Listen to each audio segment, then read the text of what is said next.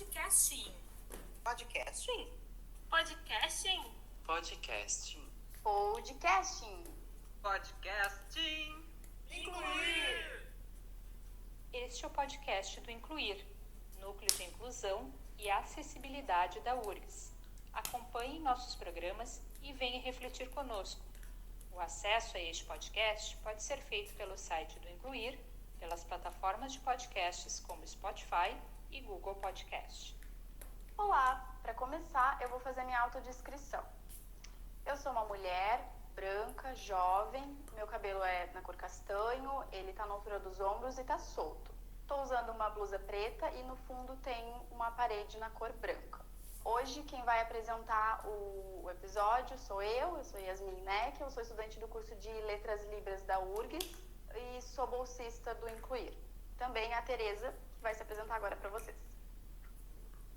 Olá, eu sou a Tereza Silveira, eu sou estudante de Relações Públicas na URGS, sou bolsista do Incluir. Sou uma mulher negra, jovem, com cabelo preto, curto, com cabelo amarrado, e atrás de mim tem uma parede da cor creme. Então, o tema desse sexto e último episódio do ano é Cultura e Deficiência, Literatura. Então, as participantes de hoje são a Carolina Hessel e Cláudia Freitas. Ambas são professoras aqui da URGS. A Carolina Hessel, então, é graduada em Programa Especial de Formação Pedagógica, mestre em Educação pela UFSC e doutora em Educação pela Universidade Federal do Rio Grande do Sul, a URGS. É professora na Faculdade de Letras da URGS, atuando também como coordenadora de projetos de extensão relacionados à literatura infantil em Libras. Cláudia Freitas é pedagoga, formada em Psicopedagogia Clínica pela EPSIBA em Buenos Aires, mestre em Educação pela Unicinos, doutora em Educação e pós-doutora ambas na URGS e também pela Universidade de Cagliari, na Itália, também professora de Educação na URGS e atua também em programas de pós-graduação na URGS e na UFESA.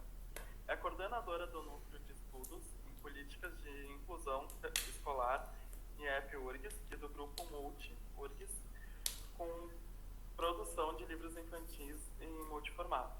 Sejam bem-vindas, obrigada pela participação de vocês, terem aceito o convite. É muito importante vocês estarem aqui para falar sobre o tema, que é um tema ainda que é pouco debatido, né? É muito necessário. É verdade, que bom que elas aceitaram o nosso convite e vai ser uma tarde muito, muito boa. Então, para começar, vocês podem fazer as saudações iniciais e se apresentarem também brevemente. Então, com a professora Carolina Hessel, a gente vai falar especificamente sobre literatura surda e também sobre o projeto dela, o Mãos Aventureiras. E com a professora Cláudia, a gente vai falar sobre o projeto Multi, que é um projeto do NIEP, como a Tereza já comentou. Carol, pode começar se apresentando? Claro, então, boa tarde. Muito obrigada pelo convite. É a primeira vez que eu estou participando deste formato de podcast, estou fazendo essa inauguração aqui. Bom, eu sou professora do curso de Letras Libras, que fica no campus do Vale, aqui na URGS. Eu sou coordenadora de alguns projetos de extensão e também de pesquisas relacionados à literatura. O meu projeto de extensão Mãos Aventureiras, que é este o sinal, foi um projeto vinculado aqui à URGS, um projeto de extensão, em que eu realizava as traduções e adaptações de histórias infantis. Eu já começo explicando sobre literatura surda agora, Yasmin? Não, primeiro a gente vai fazer só uma apresentação geral, né? Já fez, acho que a gente pode, depois eu faço as perguntas para ela, agora a Cláudia pode se apresentar brevemente também. Tá bom, porque eu já estava me antecipando aqui. Não tem problema. Boa tarde, meu nome é Cláudia Freitas, sou uma mulher clara, com muitos cabelos brancos, bem curtos, né? E uso óculos e estou com uma camisa bastante colorida pelo que aparece na tela. Obrigado, Cláudia. Acho que dá para a Cláudia começar, de repente, falando sobre o projeto Multi, né, que é um projeto do NIEP, como já foi mencionado. Pode começar falando? Bom, nós temos aí no Multi-URGS, que é a forma de chegar nele, né, chegar ao projeto, um movimento de proximidade com a produção de literatura infantil e multiformato.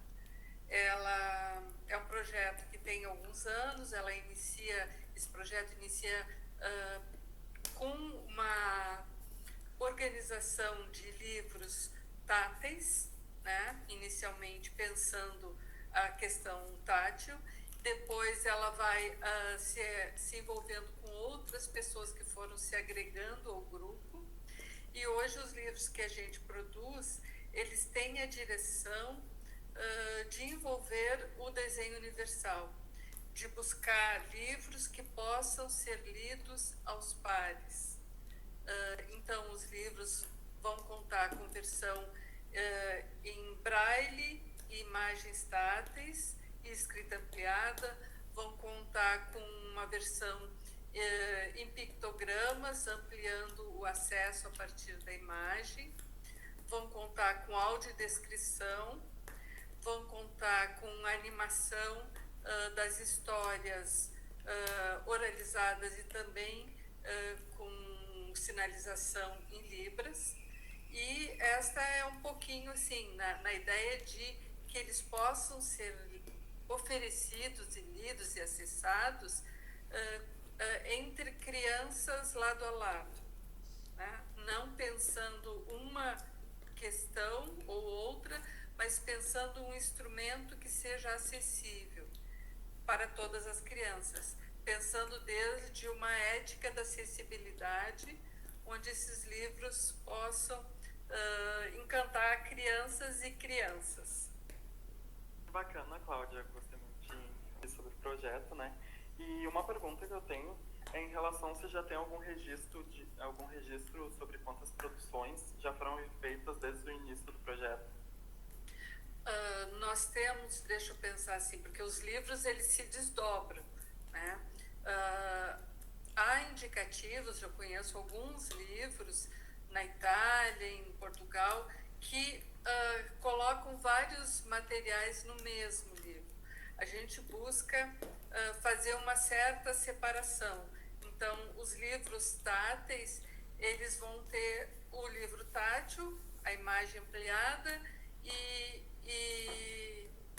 o braille, né? E assim cada uma delas.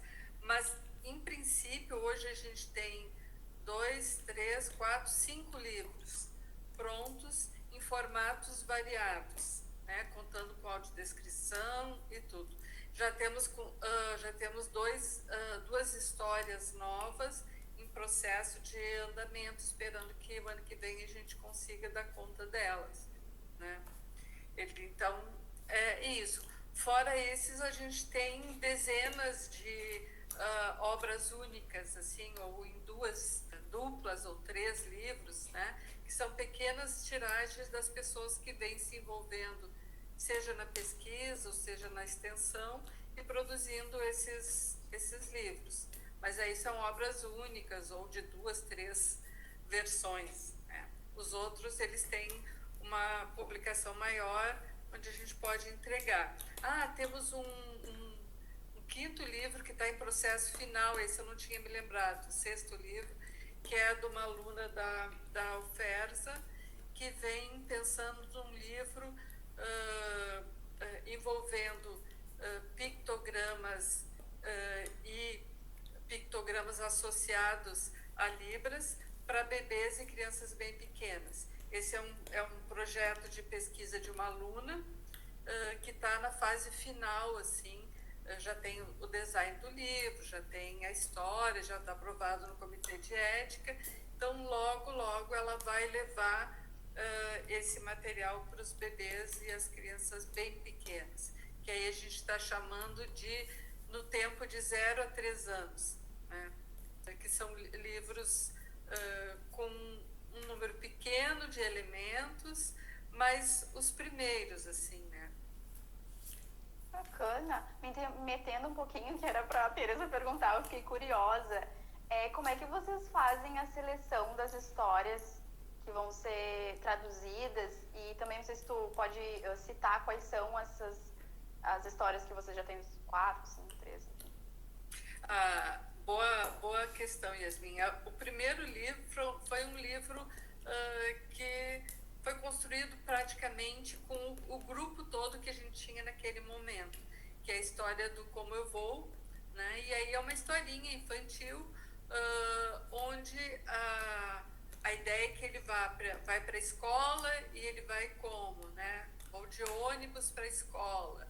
Ele é muito simples, é um livro para crianças bem pequenas mesmo. Eu vou ao shopping, eu vou de carro, e assim ele vai indo. Então são pequenas histórias fáceis de serem acessadas, seja pelas imagens, seja pela escrita, seja pelas imagens táteis, ou também pela Libras também, né? Palavras são um grupo de questões iniciais. Então esse foi o nosso primeiro. Tem mais produção, a gente levou mais tempo para ir fazendo, a gente estava aprendendo a ver a questão das texturas, do material e tudo mais.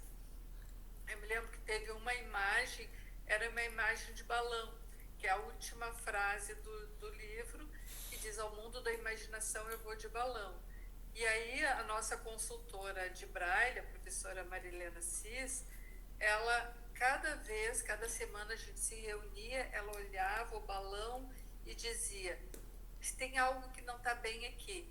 Então a gente pedia o ajuste, os bolsistas faziam o ajuste, e na semana seguinte tinha outra observação. E aí a gente levou 6 semanas para ela chegar assim: não, mas nenhuma dessas imagens é interessante, vamos botar uma imagem de balão de aniversário.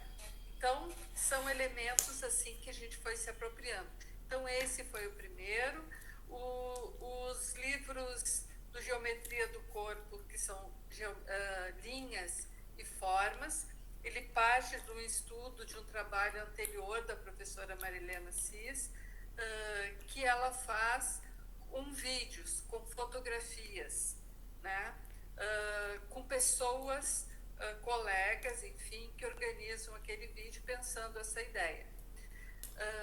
E aí a gente busca transformar isso em um livro infantil, não para crianças tão pequenas como é o Como Eu Vou, porque é um conteúdo mais diferenciado, mas buscando essa ideia, né? Um livro curto com as principais formas e as principais linhas.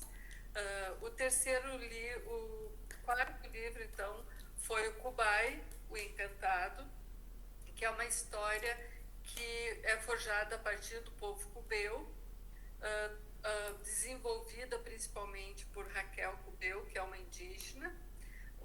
Ela desenvolve ele no tempo do mestrado, né? Ela mesma é do povo cubeu, ela é de Manaus e tem essa origem. Então ela busca trazer a questão da diferença para outros momentos também, né? Não só pela questão da deficiência, mas para a questão cultural que ela consegue agregar aqui, né, nessa questão, e faz abrir outros elementos aqui para a discussão, seja no grupo da universidade e principalmente nas escolas. E ela vem indo às escolas, para as atividades que a gente faz na universidade, ela tem ido muito às escolas, abrir essa discussão, que é muito importante também. O último livro organizado e pronto, já entregue, é o livro do Jean e a Festa das Culturas, que é a história de um menininho haitiano. É uma história que inicia a partir de um relato de um colega de pesquisa, que é diretor de uma escola, que conta como que as professoras foram se organizando para fazer um acolhimento deste menino, desde a sua língua, desde a tradução dos pareceres em crioulo haitiano, para que a família tivesse acesso, e isso foi se dando. Então, hoje a gente tem livros que estão em crioulo haitiano e também em português no mesmo livro. Tem capa e capa. Daqui a pouquinho eu mostro, assim, porque ele não tem uma prioridade para a língua de acolhimento e a língua materna. As duas são capa, né? Dependendo de quem está aprendendo o que ali. Esses dois últimos, eles vêm com um bonequinho de tecido pequeno, né? Fácil de manusear. E os outros, cada um vem com alguns elementos. Mesmo como voo, ele conta com uma caixa grande, assim, sei lá, uns 40 centímetros de caixa, com os materiais, o avião, o carro, os elementos tridimensionais, para que a criança primeiro se aproprie dele, né, e depois vai reconhecer ele nesse formato que é um relevo que tem a colagem nos livros, né? Um pouco isso. E aí tem dois novos aí que eu não vou contar, vou esperar eles estarem mais engatilhados, mas que já estão interessantes ao meu ver, assim, e imagino também públicos outros, assim, que possam se interessar. Legal, que legal. Tem até surgiu uma dúvida agora, né? Uma pergunta também. Em relação ao feedback, né, dos alunos, queria saber como é que eles reagiram em relação às produções, né? Os alunos. Então, vou contar da história de um menininho bem pequeno. Nós tínhamos como o trabalho começa lá em 2016, a nossa primeira criança consultora, né, que é cega, ela foi crescendo. Hoje ela tem 14 anos, então ela já é uma adolescente, então a gente vem fazendo mais envolvimento com outras crianças. O ano passado a gente conheceu um menininho na Feira do Livro que tinha 3 anos e a família vem oferecendo a possibilidade dele estar muito perto da gente também, então ele tem vindo a outros encontros. Nós fizemos ali no URGS Portas Abertas e a gente entrega para ele individualmente os livros também. Nós convidamos para o URGS Portas Abertas para que eles viessem. E aí veio ele, a mãe, o pai, a avó e um tio. Veio toda a família. Quando ele abriu o Jean e botou a mãozinha na primeira imagem, agora ele já está com 4 anos, né? Ele vai dizer assim, olha mãe, ele tem cabelo black igual ao meu. Então, quando ele diz isso, para nós é uma alegria, porque, bom, ele está fazendo a identificação e tal, né? E principalmente, assim, que mostra que os nossos experimentos para chegar àquela imagem foram adequados. A gente vai indo, né, até chegar à imagem que a gente considera que está interessante. Então, quando esse menininho dá esse retorno, né, é muito bacana, assim, de ver o acesso ali que a gente está funcionando. E às vezes demora, a gente faz 1, faz 2, faz 3. A gente conta com bolsistas que são do design, e eles são muito importantes, desde a imaginar, forjar as imagens do computador, enfim, até o corte, a colagem, a montagem, tudo isso. Então, a maior alegria é quando as crianças pegam os livros na mão mesmo. Tudo sentiu, né? A gente está indo pelo caminho certo, é uma questão de representatividade que ele sentiu também, é muito importante. Sim, e acesso. Eu me lembro quando ele veio receber o primeiro livro, que era o do Kubai, nós estávamos com a sala cheia na FACED, e eram basicamente professoras, né? Tinham poucas crianças. E aí a gente chama ele para receber um livrinho. Então ele vai lá, pega a sacolinha dele e aí ele cutuca a pessoa que estava falando e diz assim, me bota na cadeira que eu quero ler. E aí ele senta na cadeirinha e eu paro, assim, faço parar para que as professoras olhem para ele lendo o livro. E aí eu digo assim, olhem como é que uma criança de 4 anos, 3 para 4 anos, não me lembro mais que idade ele tinha naquele momento, como é que uma criança lê com essa idade? Nas imagens. e ele estava lendo nas imagens, com a pontinha dos dedos, lendo as imagens, cuidadosamente, calmamente, folheando as páginas. Então, essa movimentação é que vai nos dando pistas dos elementos, né? Pegando o gancho ali, tu falou sobre os bolsistas, né? Caso tenha algum ouvinte que quer participar do projeto, né, quer contribuir, como é que ele pode fazer para poder contribuir com o projeto? Tem um modo de se inscrever, enfim? A gente tem, mas é que como a gente anda com uma estrutura meio curta, assim, tem pessoas que se oferecem para ser participante de fazer montagem, enfim, né? Isso é bem legal. Então, tem algumas pessoas que fazem parte oferecendo esse trabalho. E é interessante imaginar, porque é um trabalho de muito delicado e muito demorado. Se observa que em outros centros, seja na França ou na Itália, onde há produção assim, as pessoas também se integram por querer colaborar e fazer parte, ter um tempo, né, que elas podem oferecer também para isso. Então, eventualmente, a gente tem pessoas assim também. Uma outra coisa também. Vocês aceitam também pessoas fora da URGS ou tem que ser só alunos da URGS? Não, é justamente esses que são pessoas que se oferecem, né? Por algum motivo chegam lá, dizem, eu gostaria de colaborar, tenho tempo, posso ajudar? Pode. Os livros, eles são todos entregues, eles não têm custo para quem recebe, né? Então, algumas crianças mais próximas, essas que acabam sendo mais consultoras, elas ganham um livro, mas de forma geral eles são entregues às escolas para multiplicar mesmo o acesso, né? E são entregues aqui em Porto Alegre só? Como é que é essa distribuição? Em Porto Alegre, prioritariamente pelo acesso, né? Mas às vezes as pessoas se inscrevem de todo o Rio Grande do Sul. Às vezes a gente vai a algum lugar, né, em alguma outra cidade. Já tive em Mossoró. Em outras cidades assim que a gente é convidado para fazer algum trabalho, eles também podem ser encontrados. O Eduardo Cardoso também já deixou em alguns lugares, museus. Se tu for lá no MAN, vai encontrar os livrinhos. Assim ele vai chegando a outros espaços também, né? Legal. Eu fiquei curiosa para conhecer, não sei se alguém que está escutando esteja curioso também.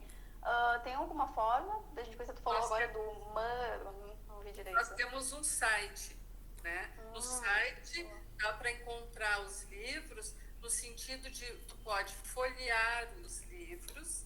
O site é multiurgs. Então, tu pode folhear os livros, tu pode ver ele em comunicação alternativa, pode ver em animação onde eles estão em libras, pode ver audiodescrição, tem contação de história. Por exemplo, o livro do Cubaio Encantado, que é do povo cubeu, ele conta com a tradução e a partir de uma pessoa do povo guarani e outra do povo tucano. Então tá lá também, ele vai ser encontrado em português, em francês, em espanhol, em inglês. A gente foi fazendo algumas outras traduções, né? Porque ele online fica fácil da gente fazer, né? A gente faz as traduções e ele só é inserido lá. Ele também conta com... contamos com a Rebeca, que é uma haitiana, fez mestrado na URGS e que fez a tradução para o crioulo haitiano também. Então, Legal. É importante a gente ter né, esse acesso. Nós temos muitas pessoas, muitas famílias haitianas em Porto Alegre. Nós fizemos uma pesquisa onde a gente fez o levantamento e observando quantos haitianos, quais eram os principais povos, né, que vinham. Que a gente encontra nas escolas, principalmente crianças haitianas e crianças venezuelanas. Para a questão do venezuelanos, a gente ainda está pensando como fazer algo mais próximo, mas ainda não chegou a uma forma, porque o espanhol é parte disso, mas eu não sei bem como seria para uma criança venezuelana, porque o espanhol, eles são vários, né? Não tem um único. Assim como o português brasileiro não é igual ao português de Portugal. Então, não entramos ainda, daqui a pouco, quem sabe, entra alguém para pesquisar essa questão, porque ela é realmente importante, principalmente nesse sentido de tu acolher as crianças, né? Sim, que legal, muito diverso mesmo. E com o tempo vai crescendo, né? Mais pessoas vão agregando, vai ficando cada vez mais diverso e inclusivo, né? E acessível, enfim. Obrigado, Cláudio, pela apresentação, então. É muito importante, fiquei curiosa, vou ver esses materiais, a gente pode disponibilizar o site também para as pessoas que quiserem ver esses materiais. E agora, falar um pouco com a professora Carolina sobre literatura surda, né, que é um aspecto cultural próprio da comunidade surda, da cultura surda. Então, pode começar falando sobre o que é literatura, assim. Eu sei que é complexa a pergunta, né, mas só para os nossos ouvintes, assim, entenderem um pouquinho desse aspecto cultural.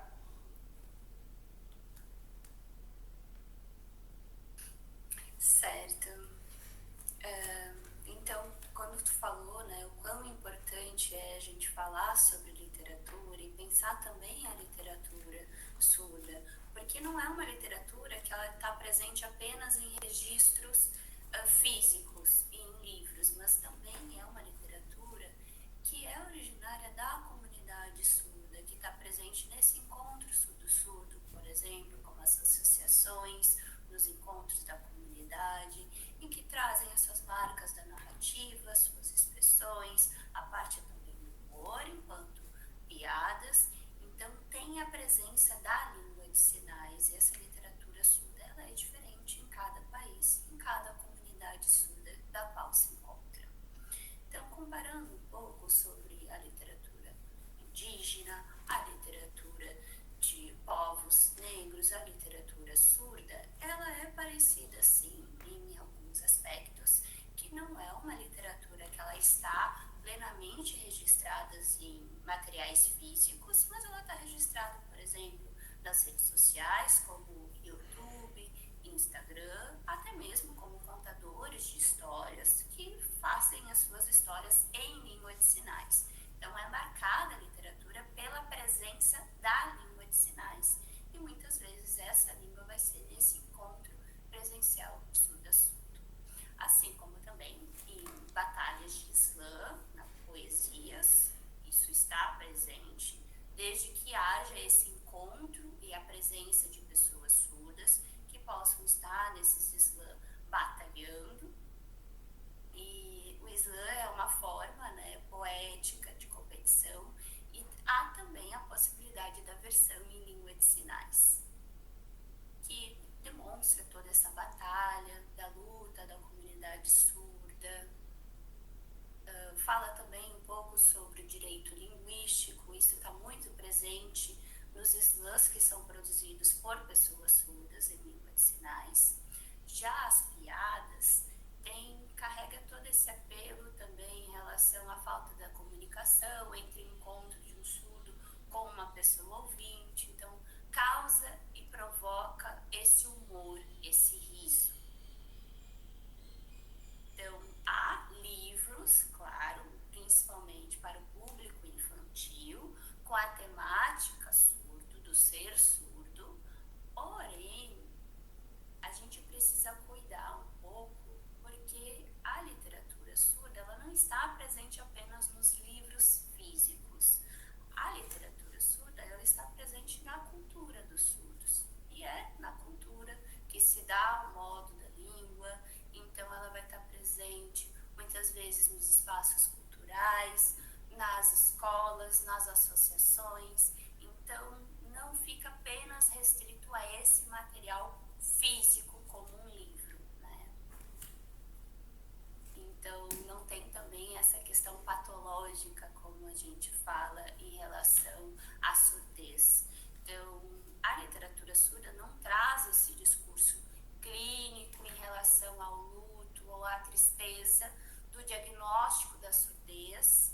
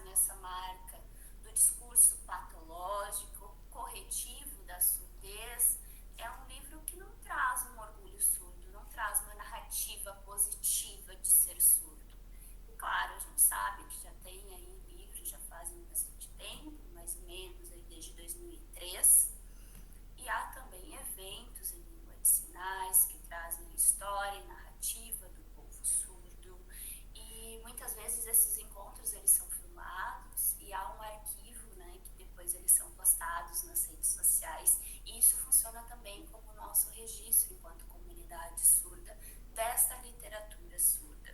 Então, as redes sociais ampliaram esse acesso para o registro, como Instagram, Facebook, o YouTube, em que as pessoas que não conhecem podem estar também acessando a literatura surda através dessas plataformas. Que legal! Eu acredito, então, que a internet realmente tenha facilitado bastante, né? O registro, pela disseminação também. E tu já comentou um pouco sobre, mas eu queria ver se tem autores, materiais, né? Autores que tratam da literatura surda, né? Ou eventos, assim, uma coisa mais marcada. É porque eu lembrei do evento que eu participei, o Sarau, né? Que é um dos eventos que tem essa troca literária, né? Então, é isso. Então, se puder citar alguns eventos que você conhece aqui, ou pessoas que trabalham com literatura surda, ou materiais que são definitivamente sobre literatura surda, que trazem o orgulho surdo e não essa questão patológica, né? Enfim, se puder citar, vamos deixar.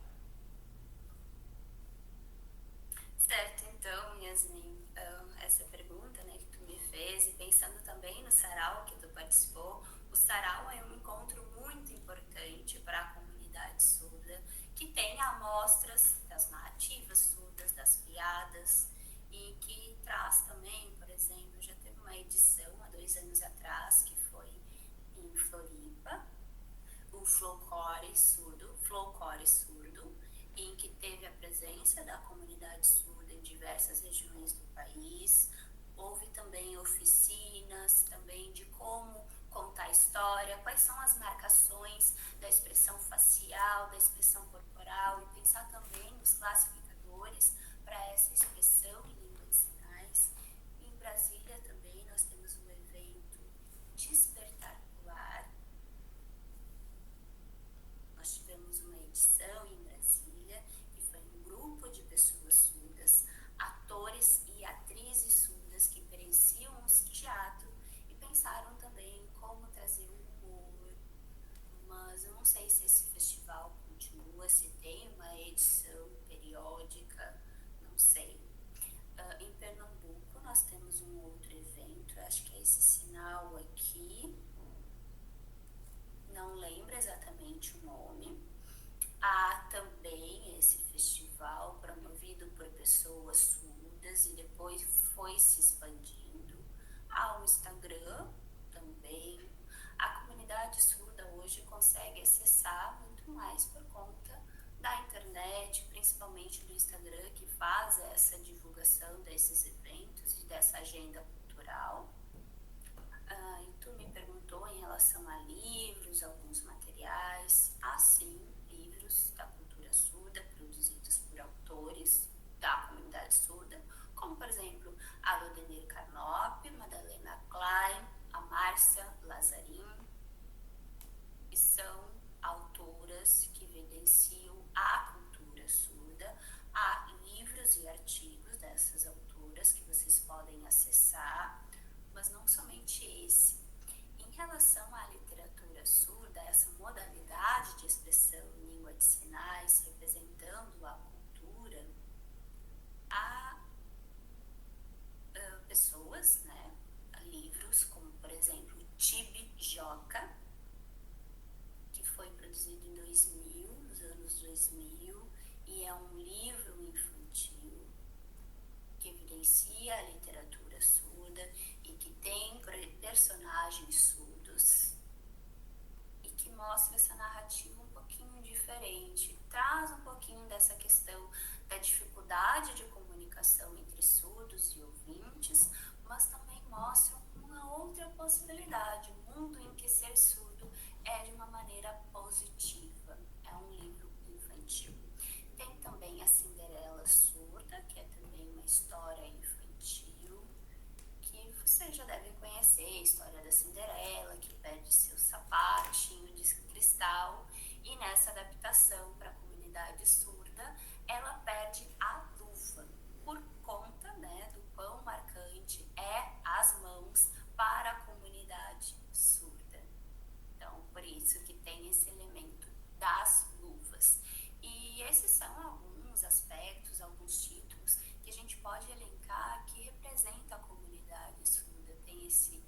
apreço, né, de muitas crianças surdas acessando esses livros, elas podem então refletir um pouco sobre a representatividade. Há também um outro livro, que é As Luvas Mágicas do Papai Noel, que conta a história do Papai Noel, que encontra um menino surdo e como ele vai se comunicar. E aí tem também os duendes, que dão uma luva azul para o Papai Noel, para que ele então vista aquelas luvas e consiga se comunicar com aquele menino surdo. E por conta do azul, em relação à representação da comunidade surda, por conta do mês de comemoração ao Setembro Azul. Por isso, né, tem essa marcação da luva nessa mesma cor, vinculando a comunidade surda nesse livro. Claro, também tem alguns materiais no Instagram, algumas pessoas que postam. Por exemplo, o Gabriel Isaac, que é um produtor de conteúdo, influencer. Ele tem um público bem grande, então ele conta um pouco sobre as narrativas, acontecimentos do ser surdo, o que essas barreiras de comunicação no cotidiano. Os vídeos dele têm legenda, então pessoas, ouvintes que não sabem língua de sinais conseguem acessar. Ele é um influencer surdo, então ele faz um material também mostrando para as pessoas ouvintes de como é o ser surdo, o que é isso, para as pessoas também tirarem esse medo, né, essa barreira em relação às pessoas surdas. Há também o Marcos Vinícius, um outro produtor, que ele tem um Instagram dele, em que ele apresenta algumas piadas e traz essa questão de como é para a comunidade surda estar presente nesses encontros com ouvintes, como funcionam essas barreiras de comunicação. E esses são alguns exemplos de onde a literatura está, que não somente em materiais físicos. Que legal, Carol. Eu lembrei aqui da tua tese, né? Que tese ou dissertação? Ai, não lembro agora, mas tu me corrige se precisar. Que trata de literatura surda. Então, se quiser divulgar aqui, falar resumidamente sobre piadas, né? Análise de piadas na comunidade surda, pode divulgar, caso alguém tenha interesse em conhecer um pouco mais, né?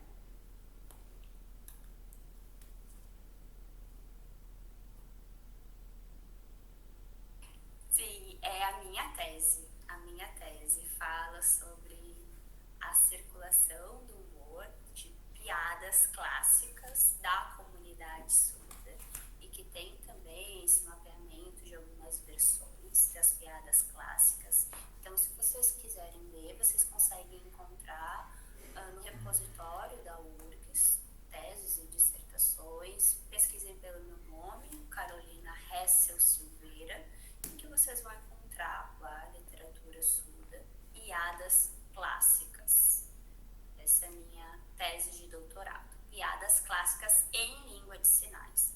Então, que vocês possam ler. Lá tem também algumas piadas que vocês podem acessar.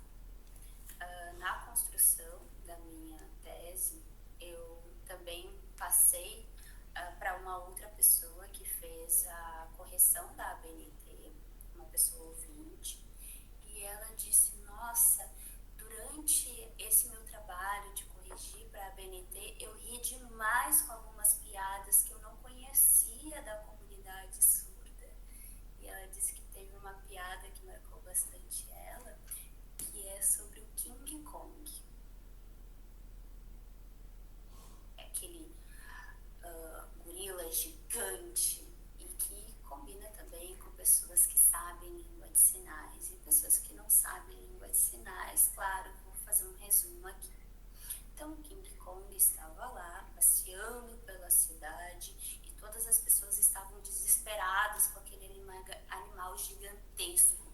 E aí tinha uma menina loira, linda e maravilhosa, em que o King Kong pegou ela pela mão. E essa menina, ela não sabia língua de sinais. E o King como ele dizia em língua de sinais: nossa, que linda que você quer, eu quero casar contigo. E aí a piada está no sinal de casar. E o que acontece logo que ele sinaliza casar? Ela é esmagada por conta de ter esse encontro, né, das duas mãos espalmadas que fazem esse encontro. Então, essa é uma piada e ela tinha comentado comigo o quanto que marcou ela e que ela não sabia língua de sinais, não sabia sobre a comunidade surda.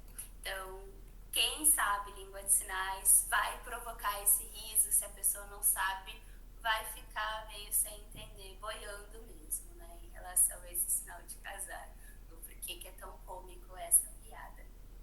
Então, isso também mostra o quanto que evidencia a cultura surda, a comunidade surda, e está presente também nessa piada do King Kong.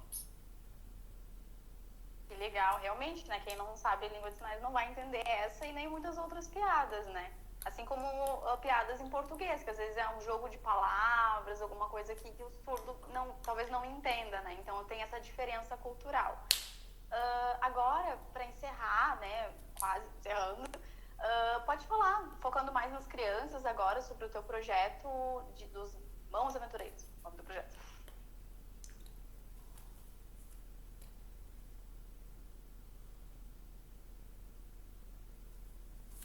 Bom, esse é um projeto que eu já fiz há uns 6 anos atrás, não dei continuidade, porque eu gostava muito de histórias, de contação de histórias, e eu já fui professora em escolas de surdo na década de 90, 1999 até 2000, na escola EMES, em Gravataí, uma escola especial para surdos, e também na escola Frei Pacífico, e que tinha esse público de crianças surdas, e eu era responsável pela disciplina de Libras. E eu pensava, né, nesse cotidiano, enquanto docente dessas escolas, como eu poderia trazer as histórias infantis para os meus alunos surdos. Então, isso, eu fazia algumas contações de história, como, por exemplo, o Chapeuzinho Vermelho, os Três Porquinhos, a Cinderela Surda. Isso mostrava a importância ali para os meus alunos. Porém, a literatura é rica e há tantas outras histórias que eu também poderia estar trazendo para os alunos. Foi então, nesse contexto de sala de aula, que eu fiz algumas adaptações, algumas traduções, evidenciando a língua de sinais, trazendo um pouco mais das expressões faciais e corporais, isso na escola.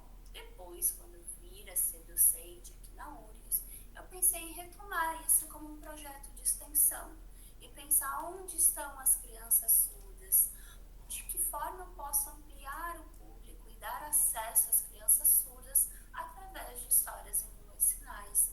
Foi então que eu criei um canal no YouTube, Mãos Aventureiras, e fiz contações de histórias. No mês de abril, em relação a essa comemoração da Páscoa, eu peguei o livro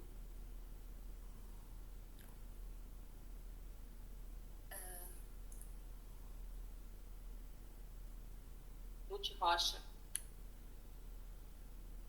da autora Ruth Rocha, que é uma autora famosa, que publica sobre o coelhinho, e falando um pouco, né, em relação à Páscoa no mês de abril.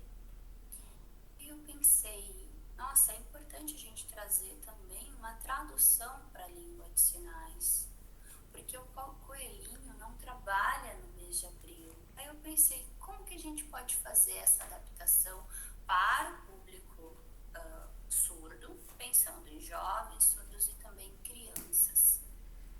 E aí depois de junho começou o inverno, então eu fazia essa seleção desses materiais com a temática daquele mês.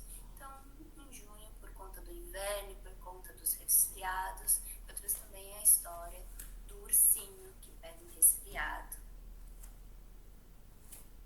O ursinho Cookie. E que ele tem alergia, ele tem um problema que ele está sempre espirrando. Então, qualquer pozinho que tem em casa, ele espirra. E depois de um certo momento, ele vai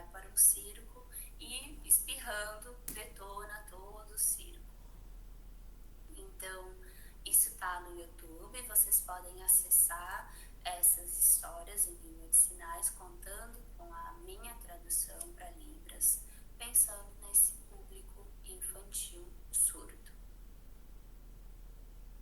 E claro, no YouTube tem também outros produtores de conteúdo e também tem outras histórias nesse mesmo canal, Mãos Aventureiras.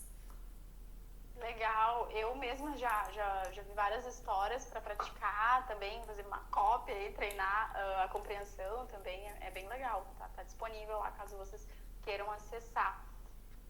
Passo a palavra para a Tereza agora, quase encerrando. E agora, uma pergunta para as duas participantes. Na perspectiva de vocês, qual o impacto dos projetos de vocês na vida, no desenvolvimento e na alfabetização das crianças que acessam as produções literárias de vocês? E, ao mesmo tempo, como vocês acham que a falta de acesso à literatura impacta crianças que não têm acesso à literatura pela falta de acessibilidade? Aí a pergunta para a Carol, seria mais direcionado ao projeto Mãos Aventureiras. Ok, posso começar então falando. Bom, sobre a importância da literatura surda, nós temos aí algumas plataformas como o YouTube, em que é um espaço aberto, um espaço público para as pessoas acessarem os conteúdos e depois futuramente em escolas de inclusão, por exemplo, em que apareça, né, algum surdo que possa se matricular, de pensar em utilizar esse material que já está no YouTube para dar esse acesso àquele aluno que está nessa escola de inclusão. Ou também professores surdos que estão em escolas possam utilizar esses materiais para trazer a contação de história aos seus alunos, para incentivar esse espaço, incentivar também que os alunos vão às associações de surdos, assim como o Instagram, como eu comentei para vocês, que tem essa divulgação de agendas culturais. Também é importante que os surdos acessem para saber o que está acontecendo na cidade e no Brasil em relação a eventos culturais para a comunidade surda. Então, falta acesso, ainda não é algo que nós estamos vivendo de uma forma plena em relação às informações. Então, falta acesso para as crianças, mas também falta acesso para os adultos surdos, como, por exemplo, o teatro. Eu gosto muito de acessar o teatro, mas eu fico restrita aí apenas em espetáculos em que contam com tradução e interpretação para Libras. Então, isso é algo que a gente precisa evoluir, ter mais contratação de intérpretes de qualidade para interpretar espetáculos e amostras culturais, ou também ter, né, intérpretes que possam atuar em dupla no mesmo momento do espetáculo, até mesmo lado a lado com os atores e atrizes. Então, pode-se pensar em alguns projetos, algumas coisas para evidenciar ainda mais e dar esse amplo acesso também à comunidade surda. Cláudia, pode responder agora? Bom, então eu convido as pessoas para acessar e dar uma fuxicada lá no site do Multi, né? Mas imaginando assim que a história, o livro ilustrado, ele tem uma história muito curta na história da humanidade. Ele acaba acontecendo com a própria invenção da infância. Quando isso vai se estabelecendo, se vai ter os registros para crianças. O primeiro livro que é referido quando se vai estudar a questão da história da literatura infantil é este livro, que é um livro que é a história do Philip Mãos de Tesoura, que é um livro assustador. Esse aqui eu comprei na Alemanha, porque é lá onde ele foi feito, mas é muito assustador. Então, a ideia de um livro que seja mais amoroso com as crianças, ele vem acontecendo. A gente vai ter os pré-livros aí, que são aqueles livros inventados pelo Bruno Munari, que vai trazer, então, uma acessibilidade maior aos pequenos, né? Desde os livrinhos que são chamados pré-livros, que eles vêm dentro de um livrão grande, que são vários livrinhos com vários materiais, enfim, que permitem esse toque, esse aqui é de madeirinha, ele vai ter pequenos formatos, são os primeiros livros referidos também na bibliografia sobre literatura infantil. E hoje a gente vem encontrando, então, os livros de comunicação alternativa, não a comunicação alternativa como acesso à comunicação, mas livros em pictogramas mesmo, que uma modalidade que a gente vem trazendo também, como é, por exemplo, esse aqui, Jean e a Festa das Histórias. E está em pictogramas, que ajudam a leitura, e aqui ele está em crioulo haitiano. Ou seja, ele te dá essa possibilidade de acesso tendo a mesma capa, né? E a gente vai ver, por exemplo, esse aqui, o livrinho que eu me encanto, que a gente está fazendo algo próximo, essa minha aluna que está pensando, esse aqui é sobre jogo, né, sobre brinquedos da língua de sinais. Então, ele tem a ilustração, a palavra e o sinal. A ideia que a minha aluna está desenvolvendo é a ideia de aprender no colo de quem a cuida.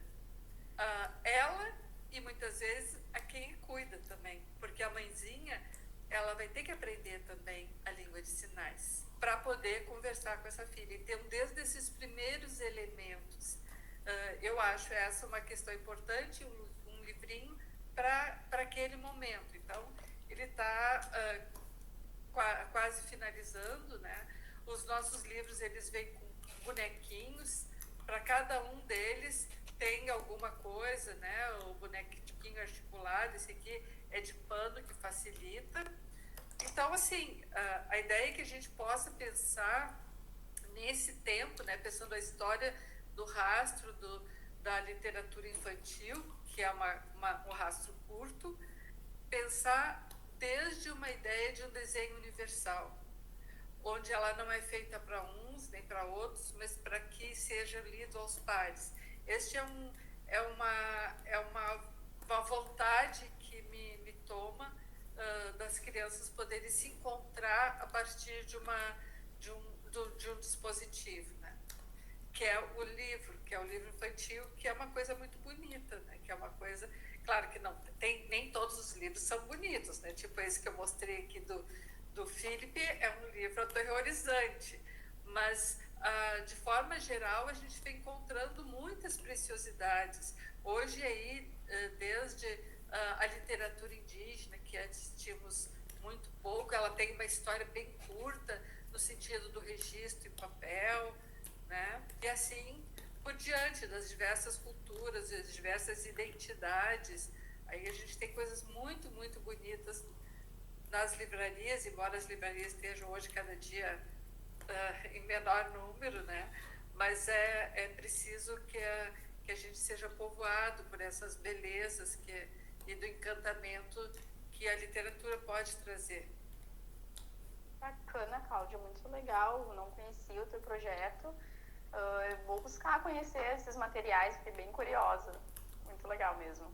Eu conto muito com a ajuda do Incluir para a produção dos textos em braille, né? Porque nós não temos impressora braille. Eventualmente a gente faz alguma digitação, mas dois livros que estão em tinta e braille na mesmo espaço foram digitados pelo Cauê. Quem é antigo no Incluir vai lembrar que ele fez muitas bolsas e ficava entre o Incluir e comigo, e foi uma coisa muito linda que ele fez, mas não é possível, né? Então a gente conta muito com o Incluir. É uma parceria fundamental para as nossas produções. Sim, para aumentar o projeto, né? Essa e outras parcerias também são importantes. Eu achei muito interessante, né, todas as participações, e fiquei muito curiosa também. Anotei aqui para depois dar uma olhada, né? A gente queria agradecer a participação de vocês, da Carolina e da Cláudia, né? Também das intérpretes, da Vitória e da Celeste. E eu queria também deixar à disposição, se vocês quiserem deixar algum recado de despedida, né? Quem quiser conhecer o projeto, vocês especificamente, que é quem a gente está conversando aqui, não sei quem mais vai nos ver, né? Mas quem quiser, em algum momento a gente pode sentar, posso levar as coisas lá no Incluir, ou a gente pode ver uma visita na FACED e a gente olhar, mostrar, contar. e ver os produtos. Eventualmente tem algum livro lá no Incluir também, que eu deixo sempre lá. Carol, quer deixar algum recado, alguma mensagem, despedida? Sim, assim como a gente estava falando aqui, que, por exemplo, ouvintes que não conhecem língua de sinais, mesmo que você não conheça, se matricule num curso de língua de sinais, possa fazer o curso de graduação em tradução e interpretação de Libras, ou também vão a encontros de surdos, como, por exemplo, o Sarau, para que vocês possam mergulhar e estarem submersos à comunidade surda, porque muitas vezes vocês têm um acesso a língua de sinais é uma língua bonita, ok, tá, mas vocês precisam estar imersos também à comunidade surda e evidenciar o que a comunidade surda produz, não somente pensando em estarem matriculados em disciplinas de Libras, mas também estarem submersos nas produções feitas por surdos que mostram a língua de sinais. Então façam esse mergulho, tenho certeza que vocês vão ter fôlego para isso e vai ser super divertido. Legal, muito obrigada mais uma vez, Cláudia, Carol. Assim, encerramos este episódio do Podcasting, o podcast do Incluir URGS. Este programa teve roteiro de Yasmin Neckel e Tereza Silveira, apresentação Yasmin Neckel e Tereza Silveira, tradutores de livros Patrícia Hug, Luiz Daniel Dinarte, Vitória Silva da Conceição e Celeste Ritt, edição Taisla Figueiró e Tereza Silveira, narração Daisy Schneider, legendagem Tereza Silveira, identidade visual Evelyn Gonçalves, apoio Yasmin Neckel, produção e supervisão Daisy Schneider e Elisângela Bica, coordenação geral Adriana Arioli.